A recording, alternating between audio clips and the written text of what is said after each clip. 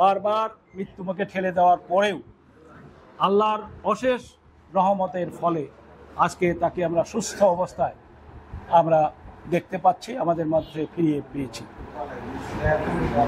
বিগত সরকার যে ফ্যাসিস্ট সরকার, স্বৈর শাসক, তারা এতই অমানবিক ছিল যে একজন তিনবারের প্রধানমন্ত্রী, অবিসংবাদিত নেত্রী যাকে বলা হয়, আপোষহীন নেত্রী, অন্যায়ের সঙ্গে যিনি কখনো আপোষ হননি এবং দেশের স্বার্থে এবং দেশপ্রেমের খাতিরে তিনি কারোর সাথে অন্যায়ের তরে কখনো তিনি কারোর সঙ্গে আপোষ করেননি। সেই জন্যই তাকে আমরা আপোষহীন নেত্রী বলে থাকি। কিন্তু মানবতার খাতিরে এবং গণতন্ত্রের খাতিরে তাকে যেখানে প্রয়োজন আপোষ করার জন্য আপোষ, আর যেখানে করেননি থেকে তাকে বলা হতো অন্যায়ের সঙ্গে আপোষ করার জন্য তাকে বলা হতো আপোষহীন নেত্রী।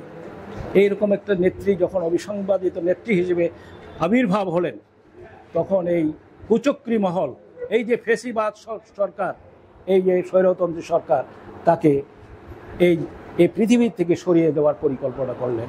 ষড়যন্ত্রমূলক সেটা, সেই ষড়যন্ত্র করে তাকে মারাত্মক ব্যাধি নিয়ে তিনি যখন বিদেশে চিকিৎসার জন্য সবাই যখন আবেদন করলেন, আকুতি করলেন সরকারের কাছে বিভিন্ন পর্যায় থেকে, তার পরিবারের পর্যায় থেকে, সবগুলি নাকচ করে দিয়েছে।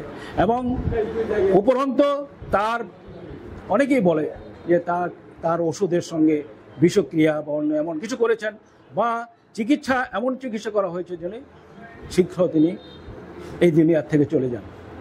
এটা হলো অমানবিক, এগুলি ভাষায় প্রয়োগ করা যায় না, সভ্য দেশে এটা বলা যায় না, কিন্তু তাই তারা করেছেন।